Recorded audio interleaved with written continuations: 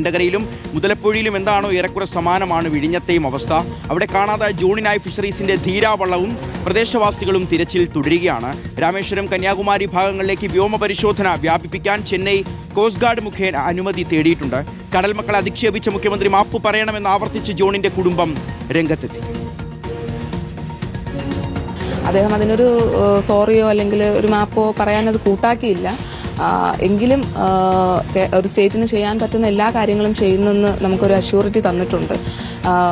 പക്ഷേ എൻ്റെ ഒരു സൊല്യൂഷൻ, ഞങ്ങൾക്ക് ഇനി എന്താണ് വേണ്ടത് എന്നുള്ളൊരു സൊല്യൂഷൻ കേൾക്കാൻ തയ്യാറായില്ല.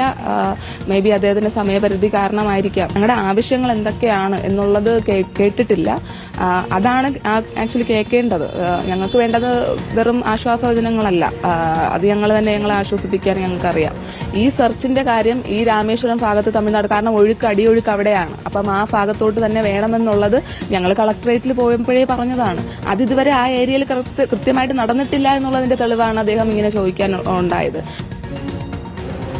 അരുൺ സോളമനുണ്ട് നമുക്കൊപ്പം. അരുൺ, കഴിഞ്ഞ 10 ദിവസം കേരളം കേൾക്കാൻ കാതോർക്കുന്ന ശബ്ദമാണ് ഈ ജോണിന്റെ മക്കളുടേത്. അവർക്കൊരു ബിഗ് സല്യൂട്ട് തന്നെ നൽകണം. അവർ ആവർത്തിച്ചു പറയുന്നുണ്ട്, ഞങ്ങളുടെ അച്ഛനെ തിരിച്ചു കിട്ടുക എന്നതുപോലെ തന്നെ ഞങ്ങൾക്ക് പ്രധാനപ്പെട്ടതാണ്. ഞങ്ങളുടെ അവകാശങ്ങളും ആവശ്യങ്ങളും കേൾക്കേണ്ടവർ കേൾക്കണം, അത് സംവിധാനങ്ങൾ കേൾക്കണം, അവർ അത് പരിഹരിക്കണം, മറുപടി പറയണം. അല്ലാതെ ഞങ്ങൾ ഈ ഒരു പോരാട്ടം അവസാനിപ്പിക്കില്ല എന്നവർ പറയുന്നുണ്ട്.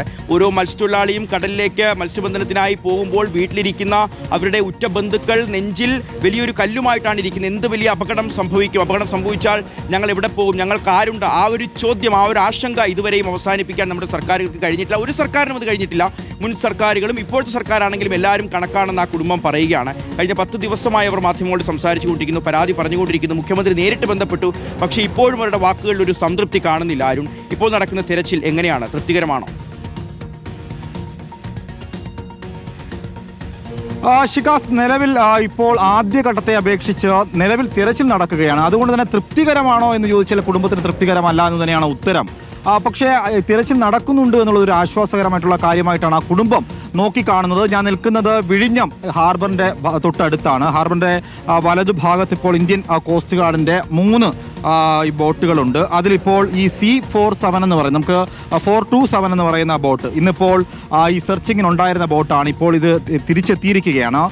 മറ്റൊന്ന് ഇന്ത്യൻ കോസ്റ്റ് ഗാർഡിന്റെ തന്നെ അനഖ് എന്ന് പറയുന്ന ഷിപ്പ്, ഇന്നലെ മുതൽ അതിപ്പോൾ തിരച്ചിലാണ്. പ്രധാനമായിട്ടും കന്യാകുമാരി മുട്ടം, തേങ്ങാപ്പട്ടണം അടക്കമുള്ള ഭാഗങ്ങളിലാണ് നിലവിൽ ജോണിന് വേണ്ടിയിട്ടുള്ള തിരച്ചിൽ പുരോഗമിച്ചുകൊണ്ടിരിക്കുന്നത്. 72 മണിക്കൂർ തിരച്ചിൽ നടത്തുമെന്നുള്ളതാണ് നിലവിൽ കോസ്റ്റ് ഗാർഡ് ഔദ്യോഗികമായി അറിയിച്ചിരിക്കുന്നത്. പക്ഷേ ഇതൊന്നും ഒരു പരിഹാരമല്ല എന്നുള്ളതാണ്. കാരണം നീണ്ട 10 ദിവസങ്ങൾ കഴിയുന്നു. അതിൽ തന്നെ 8ാമത്തെ ദിവസമാണ് മുഖ്യമന്ത്രി ഈ കുടുംബത്തെ വിളിക്കുന്നത്. അവിടെ ജിജി ജോണിനോട് സംസാരിക്കുമ്പോൾ പോലും അവരുടെ വാക്കുകൾ കേൾക്കാൻ, അവർക്ക് എന്താണ് ആവശ്യമെന്ന് അന്വേഷിച്ചറിയാൻ മുഖ്യമന്ത്രിക്ക് സമയമില്ല എന്നുള്ളതാണ് ആ കുടുംബം ഉന്നയിക്കുന്ന ഏറ്റവും പ്രധാനപ്പെട്ട ഒരു ആരോപണം. കാരണം 4 മിനിറ്റ് ദൈർഘ്യം ഈ കേരളത്തിന്റെ മുഖ്യമന്ത്രി ഒരു കുടുംബത്തിനോട് സംസാരിക്കുന്നു. അതിനുശേഷം അദ്ദേഹം ആ കുടുംബത്തെ ആശ്വസിപ്പിച്ചു, നല്ല കാര്യം. പക്ഷേ ആശ്വാസ വാക്കുകളല്ല ഞങ്ങൾക്ക് വേണ്ടത്.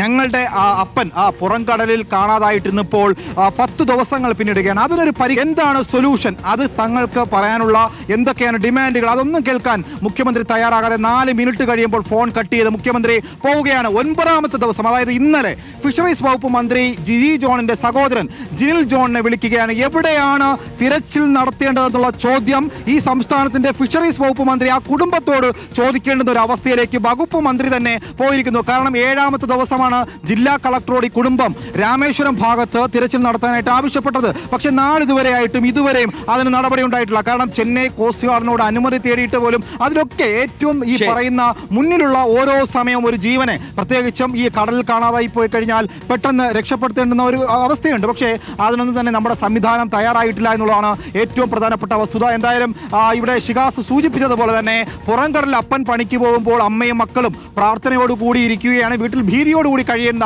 അവസ്ഥ ഇനിയും മാറണമെന്നാണ് ഇന്ന് ഉച്ചയ്ക്ക് ജിനിൽ ജോൺ മാധ്യമങ്ങളെ കണ്ടപ്പോൾ പറഞ്ഞത്. അതിദയനീയമാണ് കാര്യങ്ങൾ. ഇങ്ങനെ ഒരു കുത്തഴിഞ്ഞ സിസ്റ്റത്തിന്റെ ഭാഗമായി കേരളത്തിൽ ജീവിക്കേണ്ടി വരുന്ന നമ്മൾ ഉൾപ്പെടെയുള്ള ഓരോ മനുഷ്യനും തലകുനിച്ച് തന്നെ ഈ സാഹചര്യങ്ങൾ കാണണം.